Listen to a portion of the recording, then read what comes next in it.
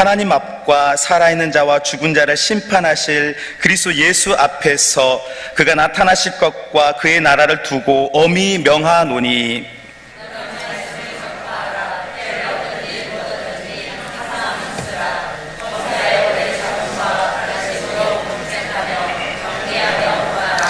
때가 이르리니 사람이 바른 교훈을 받지 아니하며 귀가 가려워서 자기의 사욕을 따를 스승을 많이 두고 진리에서 돌이켜. 그러나 너는 모든 일에 신중하여 고난을 받으며 전도자의 일을 하며 내 직무를 다하라. 내가 벌써 보시고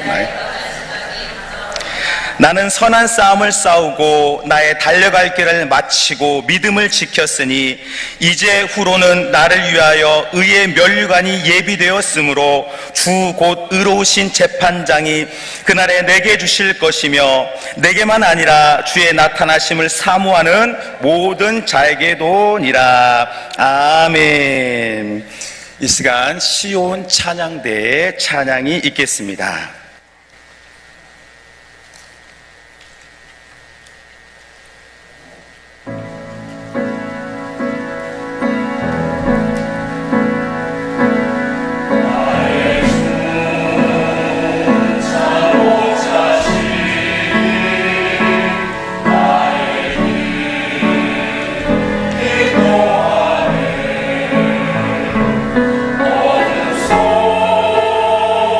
Yeah.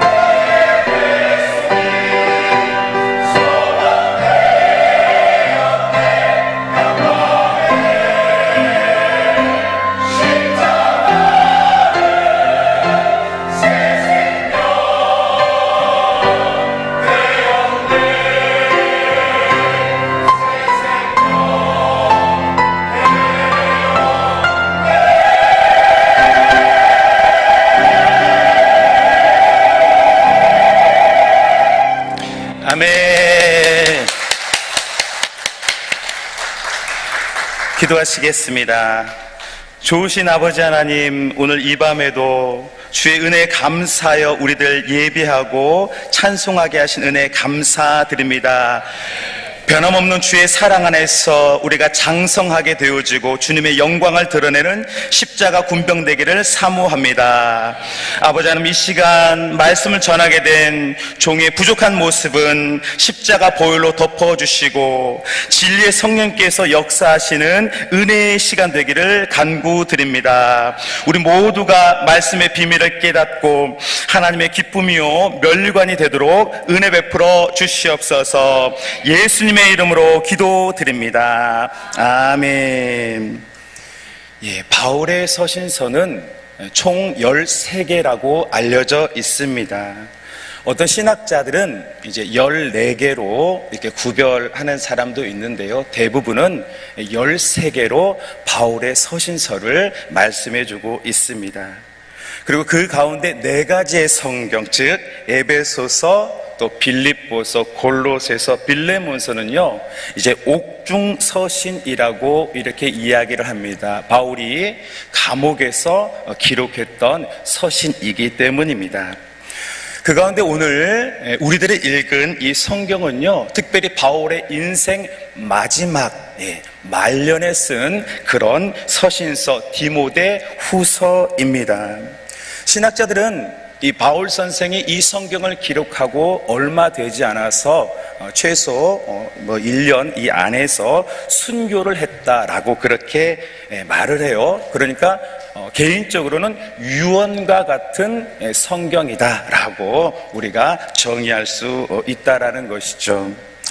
여러분, 바울이 얼마나 파란만장한 삶을 살았습니까? 한때는 유대교 최고 가말리알의 문화생으로서 그렇게 공부를 했고요. 바리새인 중에 바리새인으로, 또 로마 시민권까지 받았었던 차세대의 종교 지도자 후보였습니다. 그 열심은 또 어떠했습니까? 예수 믿는 사람 잡으려고요. 그렇게 열과 성의를 다해서 노력했던 이 종교적인 열심도 대단한 한 시대의 인물이었습니다. 그런데 그의 삶이 좁은 이스라엘의 세계에서 전 세계로 그의 관점이 변화되게 되었습니다. 왜냐하면 예수님을 만났기 때문입니다. 좁은 울타리, 나의 생각, 그리고 유대교 안에서 있었던 바울은요, 이제 예수님을 만나고 난 이후에는 그의 인생 모든 것이 다 변화되게 되어졌습니다. 왜냐하면 진리를 경험했기 때문입니다.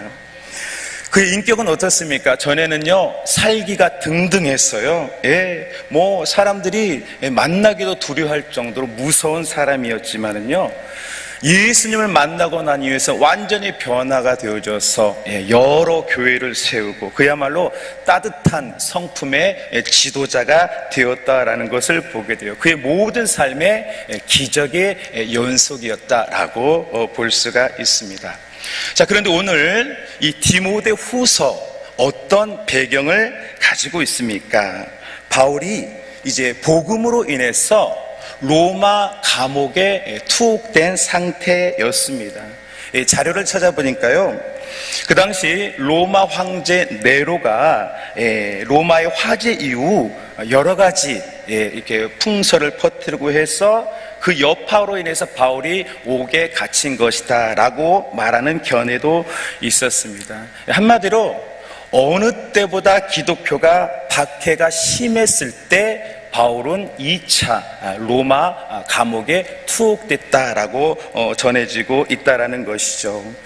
오늘 바울은 이 서신을 기록하면서 이제 자신의 신앙이 이제 인생의 말년 끝으로 향하고 있는 것을 직감적으로 깨닫고 있었습니다. 그래서 마지막으로 가장 사랑하는 아들 디모데에게 자신의 신앙 엑기스 정수를 남겨주려고 이렇게 디모데 후서를 기록하게 되어진 것이죠. 그럼 오늘 바울 사도가요, 그 귀한 아들과 같은 디모데에게 전해주는 말씀이 무엇입니까? 전도자로 살아라 라는 말씀을 오늘 남겨주고 있습니다. 우리 오늘 본문의 4장 2절의 말씀 우리 함께 4장 2절의 말씀 함께 읽겠습니다. 너는 말씀을 전파하라. 때를 얻든지 못 얻든지 항상 힘쓰라. 범사에 오래 참음과 가르침으로 경책하며 권하라. 오늘 디모데는 에베소 교회에서 목회를 하고 있었습니다.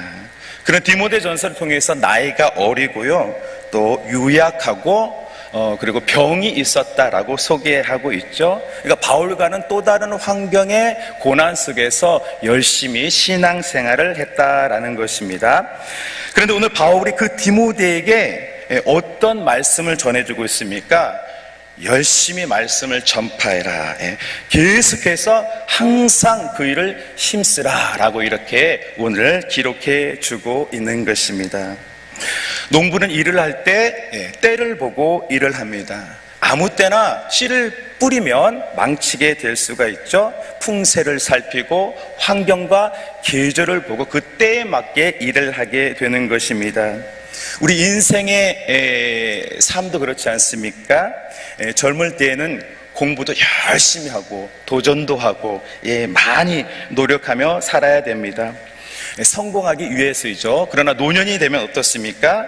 경쟁하기보다는 좀 더 넉넉한 인격과 또 바른 신앙 양심으로 살아야 하는 것입니다. 그것이 바로 그 인생의 가장 아름다운 때의 모습이기 때문인 것입니다. 그런데 복음은 어떻습니까? 복음은 예외라고 말씀합니다.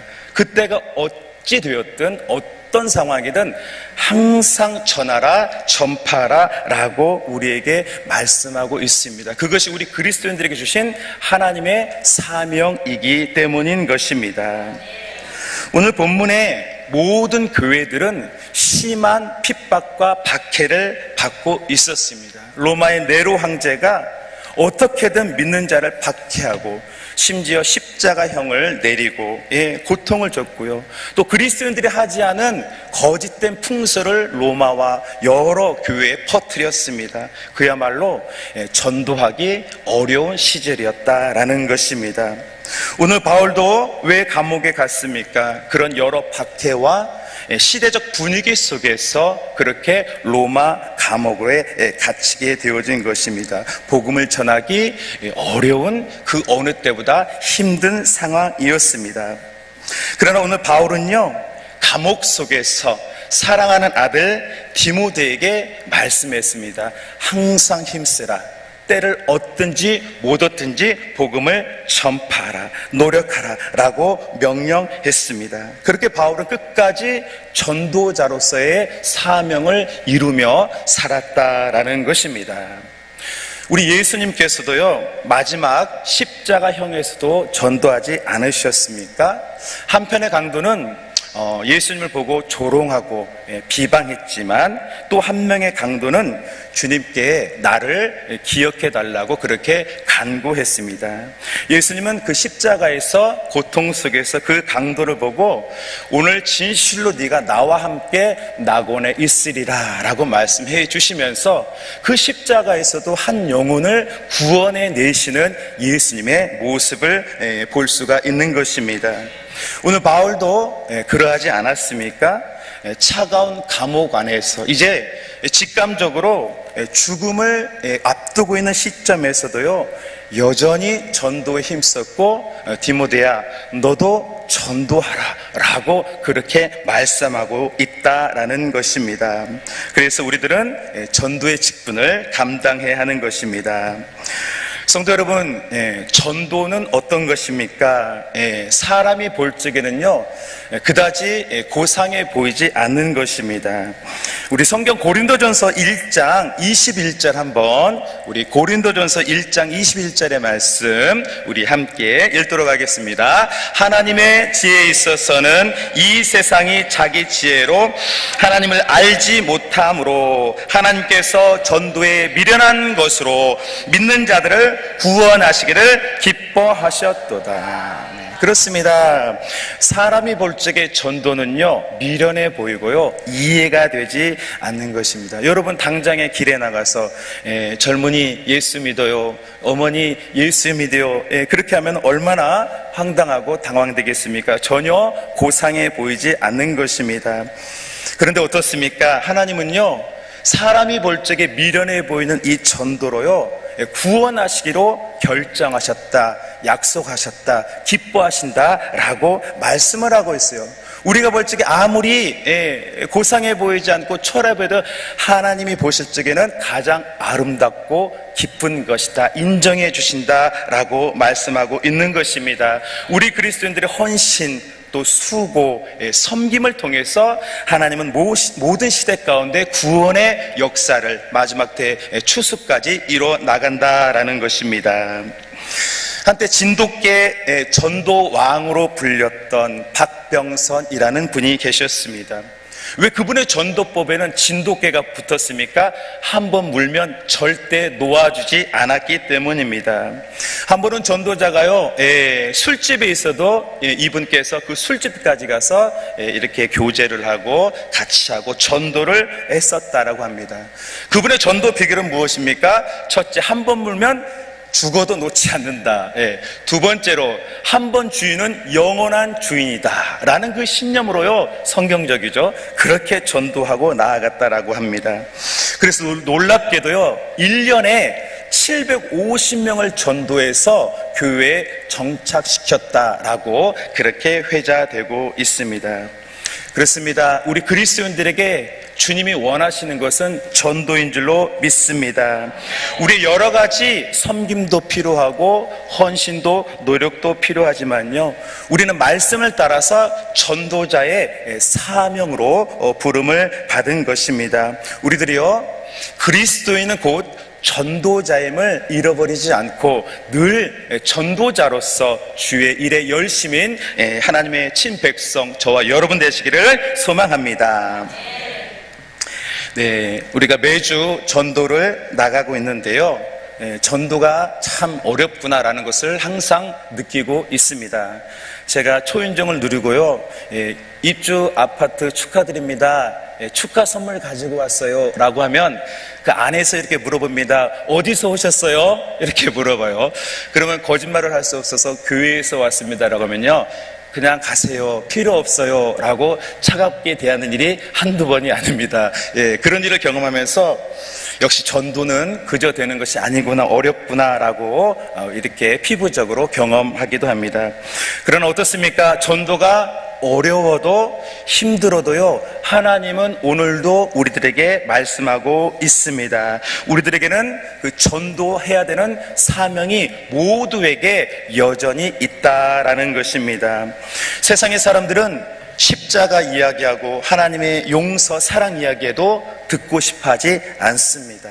오히려 자기를 기뻐하는 것, 또 세상 욕심, 뭐 준다고 할 때 기뻐하지 진리를 즐거워하지 않습니다. 그것이 오늘 성경이 말하고 있는 이런 믿지 않는 세대의 모습인 것입니다. 모든 사람, 믿지 않는 사람들은 다 그렇게 진리를 거부하고 그렇게 많은 사람들이 방황하고 있다라는 것입니다. 성도 여러분, 그런데 우리가 바다, 왜 우리가 그 바다로 인정해 줍니까? 바다는 다른 물과 다르게 염분이 있기 때문입니다. 그런데 학자들은요, 그 바다의 염분이 3.5%밖에 안 된다라고 합니다. 그 적은 양의 염분이 바다가 바다 되게 한다라는 것입니다. 우리들은 어떻습니까? 우리는 그렇게 많은 숫자는 아닙니다. 세계 인구에 비했을 때 적은 숫자라고 할 수 있습니다. 한때 우리나라가 1000만 기독교 시대를 바라보기도 했고 큰 부흥을 경험했지만 요즘은 갈수록 기독교 인기부율이 세계적으로 줄어드는 것이 현실이기도 합니다. 그러나 하나님의 역사는 어떻습니까? 적은 사람을 통해서, 남겨진 사람을 통해서 여전히 그 전능하심을 드러내신 줄로 믿습니다. 우리들은요, 결코 숫자나 또 어려움, 환경을 보고 사명을 잃어버려서는 안 되는 것입니다. 오히려 하나님은 그런 환경 속에서 하나님의 뜻을 이뤄나가기 때문인 것입니다. 구약 성경의 다니엘은 어떠합니까? 그는 바벨론으로 포로로 이렇게 끌려가게 됐죠. 이스라엘에서는 귀족이었지만 남부럽지 않은 그런 자녀였지만 나라가 망하게 되니 바벨론과 같이 와서 그렇게 생활을 하게 되었습니다. 그의 이름도 바뀌었고 삶의 모든 것을 바꿔야 살 수 있었습니다. 그런데 다니엘이 어떻게 했습니까? 1장에 보니까 뜻을 정해서 제사 음식을 먹지 않았다, 더럽히지 않았다라고 그렇게 말씀해 주고 있습니다. 그리고 하나님은 은혜를 그에게 주셔서요, 많은 은혜를 받게 하시고 10배의 지혜를 주시고 정말 위대한 총리로 그렇게 쓴 것을 우리들이 보게 되어집니다. 신앙이 모든 것을 이기도록 하나님이 이제 역사해 주신 것이죠. 우리 다니엘서 6장 10절의 말씀 함께 6장 10절 함께 읽겠습니다. 다니엘이 이 조서에 왕의 도장에 찍힌 것을 알고도 자기 집에 돌아가서는 윗방에 올라가 예루살렘으로 향한 창문을 열고 전에 하던 대로 하루 3번씩 무릎을 꿇고 기도하며 그의 하나님께 감사하였더라. 그렇습니다. 바벨론 그 먼 땅에 이제 이스라엘은 완전히 무너지고 황폐케 되어지고 뿔뿔이 디아스포라 흩어진 상황이었습니다. 그래도 다니엘은요, 제사 음식을 거부하고 유일신앙 오직 예수 바라보고 기도했다, 감사했다라고 그렇게 말씀하고 있습니다. 무너진 이스라엘의 회복을 꿈꾸면서 말씀을 붙잡고 반드시 회복되리라 라고 주장하면서 그렇게 기도하고 감사했다라는 것입니다. 그래서요, 이제 왕은 바뀌어도 하나님께서는 다니엘을 최고의 총리로 나라가 바뀌어도 그를 쓰시고 이스라엘의 회복을 앞당기는 정말 놀라운 일들을 우리 주님께서 하셨다라는 것입니다. 우리들은 어떻습니까? 우리도 어렵습니다. 개인적으로 또 나라적으로도요, 이제 신앙을 전하는 것이 참 쉽지는 않습니다. 그러나 오늘 하나님은 누구와 역사하신다라고 말씀하십니까? 여전히 신앙의 자세, 전도의 사명을 잊지 않고 살아갈 때요, 아무리 어려워도 구별되이 도와주시고 역사해 주신다라는 것을 우리들은 말씀을 통해 보게 되는 것입니다. 무엇보다도 하나님의 나라를 확장을 위해서 수고할 때요, 하나님은 외면하지 않으시고 복 주실 줄로 믿습니다. 여러분, 오늘 바울은요, 죽음을 앞두고 디모데에게 편지를 썼습니다. 그리고 직분을 놓지 말라고 말하고 있는데요, 우리 본문의 5절 말씀, 우리 5절의 말씀 함께 읽겠습니다. 그러나 너는 모든 일에 신중하여 고난을 받으며 전도자의 일을 하며 내 직무를 다하라. 아멘. 네, 직무 전도자 그 일을 하라, 잊지 말라라고 오늘 바울 사도가 죽음을 앞두고 그렇게 명령하고 있습니다. 여러분, 전도자라는 뜻을 찾아보니까요, 원어로 유앙겔리스테스라고 하는데요, 좋은 소식을 전하는 사람, 기쁜 소식을 전하는 사람이라는 뜻을 가지고 있습니다. 우리나라도 예전에요, 이런 복음 전도자들이 있었는데요, 이제 한복을 입고 보따리를 메고 전도를 하는 사람이 있었는데 그 사람들을 권서인이라고 그렇게 불렀습니다. 어깨에 짐을 메고 뭐가 있었을까요? 성경책, 또 전도제를 가지고요. 그때는 교통이 발달되지 않았으니까 그 목적을 가지고 두루 다니던 사람을 이제 권서인이라고 그렇게 불렀습니다. 제가 자료 사진 한번 봐볼까요?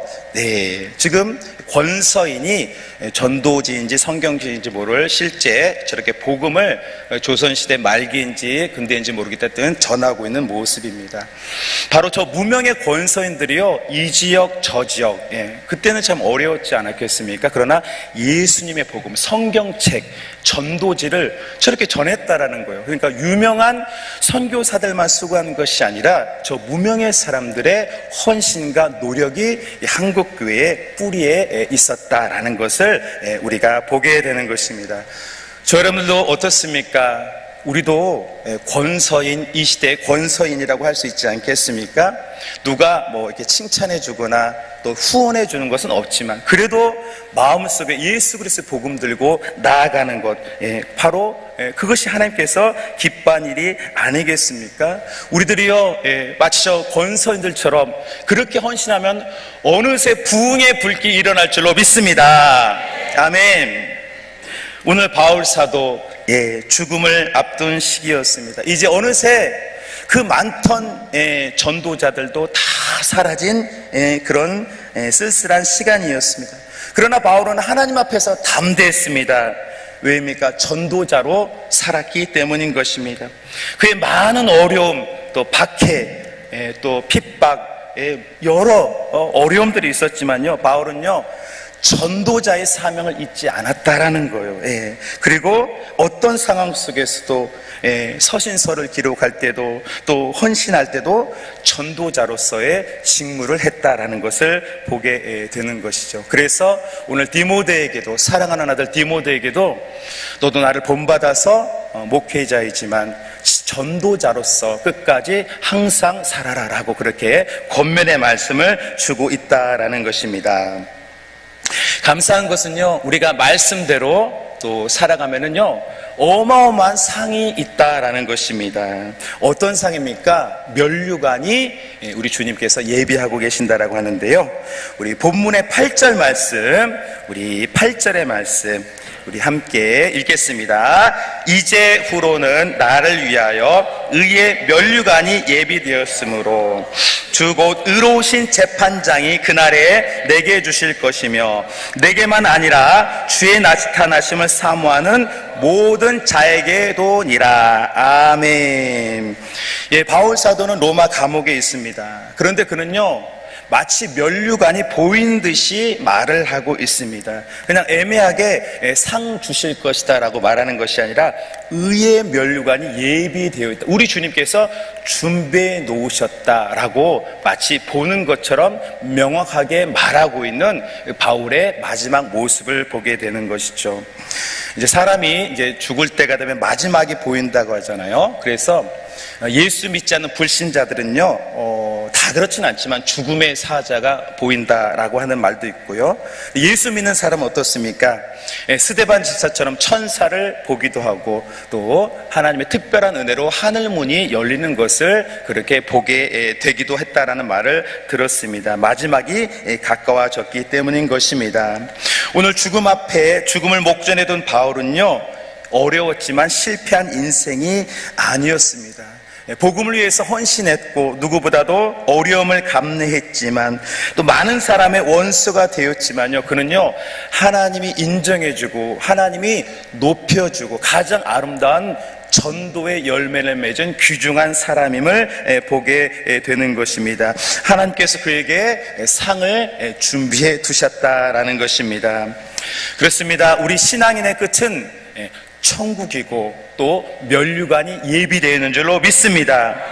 예수님의 복음을 믿고 그 복음에 감사해서 10명이 됐든 한 사람이 됐든 100명이 되었든 십자가의 복음을 전도할 때 우리 하나님은 그저 두지 아니하시고 역사하시고 도와주시고 복을 주시고 상을 주실 줄로 믿습니다.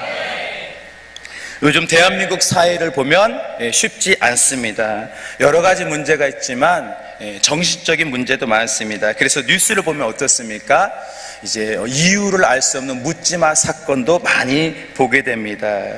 어떻게 해야 이 대한민국이 안전하고 평안한 나라가 될 수 있을까요? 어떻게 해야 우리가 참 자유를 누리며 살 수 있을까요? 우리들이 전도자로서 하나님의 말씀대로 예수 그리스도의 십자가 사랑을 증거하며 살아갈 때 이 나라가 평안하고 고요하고 안전하게 될 줄로 믿습니다. 먹고 마시는 것, 잘 되는 것에 주목하는 삶이 아니라 예수 그리스도의 십자가 복음, 부활의 복음을 전할 때 인간은 인간답게 참 기쁨과 아름다움을 누리게 되는 것입니다. 하나님의 은혜와 평강과 만족이 넘쳐나게 될 줄로 믿습니다. 오늘 바울 사도 그 모습이 얼마나 아름답습니까? 하나님께서는 감옥이지만 여전히 바울과 함께 해 주셨고요, 그를 통해서 역사하셨습니다. 디모데를 세워주셨고 그의 신앙 여정 속에서 변함없이 능력과 힘을 주셨습니다. 그리고 그의 수고는 지금도 세대를 초월해서 수많은 사람들에게 결실로 맺어지고 있다라는 것입니다.